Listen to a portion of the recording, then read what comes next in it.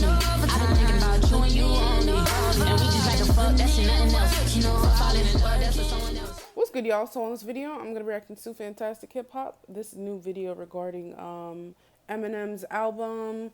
I don't remember the exact name because I never fucking do, but it has to do with, was it a mess or was it good? What it changed for hip hop? All that.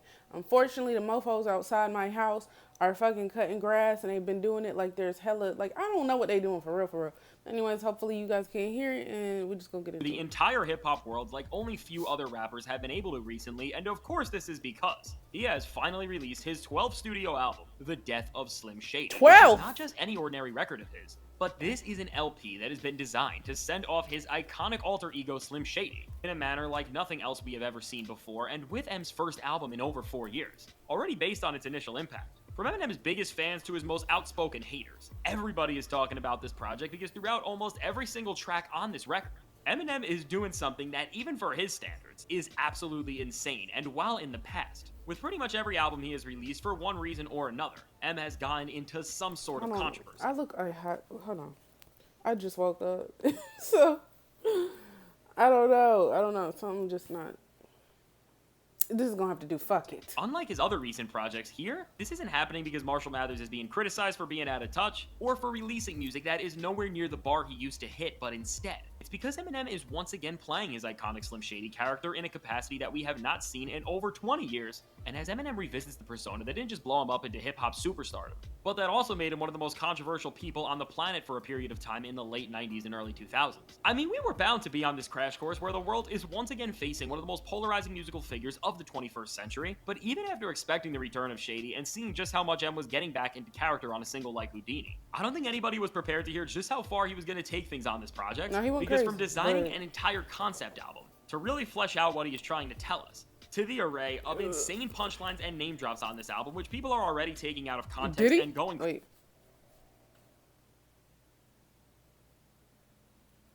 Academic. Now, that's the thing. Academics knows what the fuck he was doing. He knows what the fuck he was doing. I don't know why he would do... Mofos is lame, bro. Mofos have no type of comprehension, and because he's a music reviewer, I would assume he knows he actually knows what the fuck he was getting to. Even it says right here now, just travel inside the mind of a hater. Oh, golly. This would have to be Rage Bait or some shit. Crazy about. This is without a doubt one of the most loaded albums Eminem has given us content-wise in a while. And while it's definitely going to take a lot more time to break down all of the layers in the 70 minutes I've of only running heard like time on 5 this project, songs. what we can already tell is that from Eminem's perspective, this LP wasn't just designed to show people that M still has the ability to tap back into what made him so praised in his earlier years, after a string of albums that have been panned by the larger hip-hop world, and even in hip-hop. And while I don't think people realize just what M is trying to pull off in full yet, and listeners are definitely going to twist various corners of this album to try to push their own narratives with it, I think when we look at the root of this album, I think Eminem, at least in his intention, was trying to be a lot more nuanced than everybody else may think.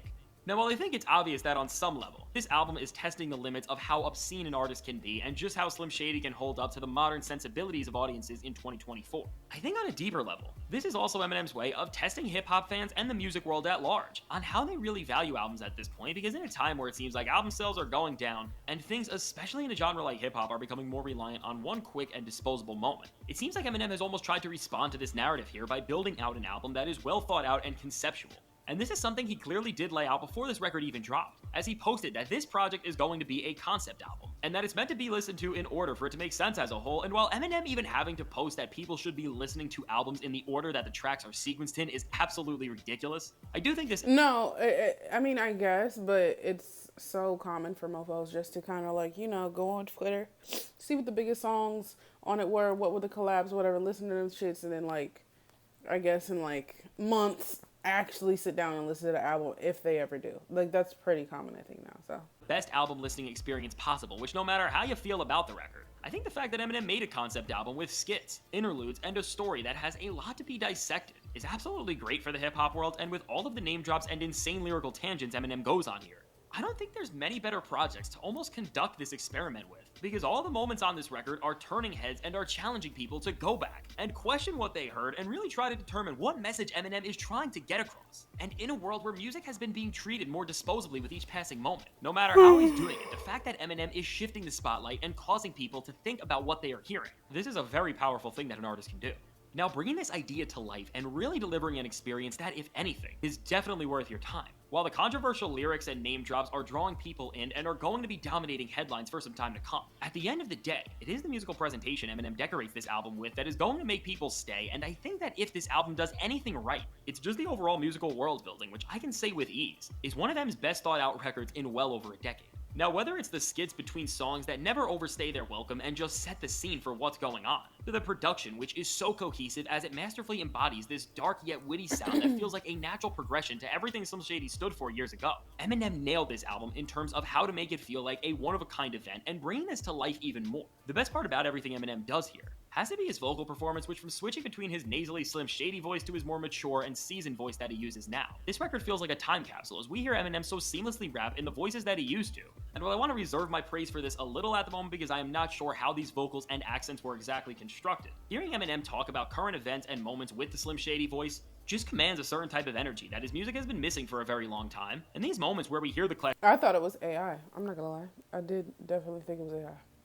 Shady voices and pockets are not just dangled in our faces to make us remember the good old days of Eminem, but it's used to create this pretty interesting dynamic where Eminem is able to play multiple characters at once and deliver these super compelling back and forths where he is battling himself throughout the project and adding even more creativity into this mix. Eminem also includes some older Slim Shady cuts that he recorded decades ago into the tracklist of this album with a cut like Brand New Dance, which was originally supposed to be the song Christopher Reeves off the original cut of his 2004 album Encore. Now, with all of this, as Eminem has all of the musical aesthetics to make what is his best sounding album in a very long time, the only thing Eminem has left to deliver on here are the bars. And one thing that I could say up front is that after a run of recent projects that, despite showing Eminem's clear technical skill with a pen, have went beyond overboard, as Eminem's lyricism became way too technical, all the way to the point where it became the sole focal point of his tracks, which then overall drowned out a lot of recent M cuts from feeling like enjoyable pieces of music. I agree, because like I listened to, I don't even know what it was called. It was one album that was not good at all, like at all. And it was just like, bro, like what's going on? Like it did feel like there was, this sounds crazy. This sounds crazy, but like give me a second. That he was, like as he said, very much focused on only the lyrics and the beat selection wasn't there. It was like nothing else was fucking there. Bro could have just been like doing it a cappella, to be completely honest. And maybe that would have hit better because everything else was like, no, it was not meshing. No cohesiveness. I wasn't fucking with it. And I think it was a very like clear consensus that, what is the album called? The album that everybody thought was ass. I feel like it was his political shit. It had to be near 2020-ish. 2020, 2019, somewhere around that time had to be, because I was like, what the heck? And then that's when my sentiment was like, okay, this is why you have to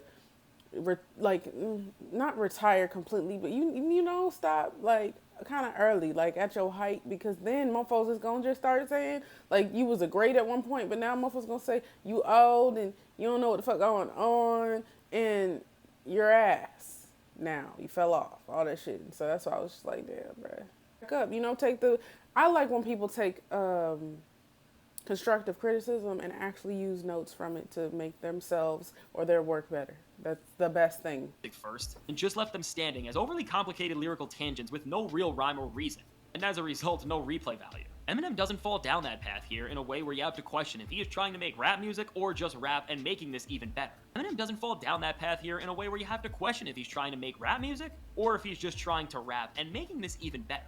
There are no bars on this project that are anywhere near as embarrassing as the worst bars on any of his other recent records, but still, based on the initial impact of this record, this performance definitely has its faults, because while there is a larger concept at play where Eminem and Slim Shady are fighting with one another, and as a result of playing the Slim Shady character, M is of course bound to say some insane stuff. There are certain sections on this project and lyrical tangents that M still decides to go on here that feel overdone, already outdated, or just kinda head-scratching, and this can be seen with him doing something like bringing up Caitlyn Jenner's name about 10 times on... Well, yeah, I didn't know it was that many, but all of the songs that I heard, I was like, okay, I don't know. Sometimes in these like, I feel like sometimes people will make these like blanket statements, maybe because a couple people came at them for the comments that they've made, and then be like, let me use black women. I don't fucking know. Let's say like there's a black man that's in an interracial relationship, right? And maybe he's gotten bad comments before, and then makes a blanket statement that all black women have an issue with him being in a interracial relationship, and then it's like some of us be like, we don't give a fuck what you talking about. I don't care. Do what you do. I think that happens with other situations as well, where like people will make these big ass statements, these generalizations, and then the group that they're targeting, most of them will be like, I don't give a fuck. Do what you do. If it bothers me, I won't listen to you. I really feel like that's how it is. Sometimes I feel like it's not the group that is being, I'm gonna say like targeted, but it's like support of the group that's usually like, oh no, can't do it. You know what I'm saying? You know what I'm saying? I don't know. Do you really know if they actually give a fuck? Like, sometimes motherfuckers really don't be giving a fuck, I promise. I feel like this cancel culture thing has gotten in people's heads and really think everybody care about shit. I promise I don't care what a motherfucker do unless it's illegal or you hurting kids or other, like, people. Like, then we got an issue, but by doing things like this. I think this also shows what definitely is the biggest problem with this album, which of course is that with Slim Shady in 2024, despite how cool it is to hear him fight with this older version of Eminem and cause lyrical chaos, because of the fact that now Eminem is immortalized as an icon in pop culture, Slim Shady trying to stir up controversy in the same way he was actually disgraced 4 decades ago just— But like I said, I have to listen to the full album to really get the gist, you know, because it might have been intentional that he was going extra hard or whatever. But I did hear Caitlyn Jenner name a couple times, and I was just like, there's other trans people, you know what I'm saying? He's not the only one, or she just does not work anywhere near to the same extent, and that's why when M isn't just exploring his personal relationship with Slim Shady, and he is trying to almost give us modern versions of tracks like My Name Is or The Real Slim Shady, where he is trying to do something really shocking that will anger the public. From the actual energy on the songs to the way people are already perceiving them, it just does not hit the same, because there's no actual weight that his punches are holding, but still. In the grand scheme of Eminem projects, really since the Eminem Show, but definitely since the Marshall Mathers LP too, I think this is a relatively minor flaw compared to the factors that made albums like the majority of his catalog since then so frowned upon, as on some level, regardless of the execution, Eminem was aware of how ridiculous some of the bars on this project were, and that was kind of the point. Even with the bars on this project that are kind of bad or just straight out weird. Because of this understanding on some level, we can't write them off in the same way. But as this project has so much to dissect in terms of M's lyrical performance, which no matter how you feel, is one of the most expansive and thought-provoking collections of lyrics that we have gotten from a rapper in recent memory, I will definitely be exploring just exactly what Eminem pulled off here into greater depth, but for now, let me know, what do you think of this new Eminem album so far? I can't wait to hear what you— Off of the tracks that I've heard, I'm pleasantly surprised. I like his little P. Diddy disses.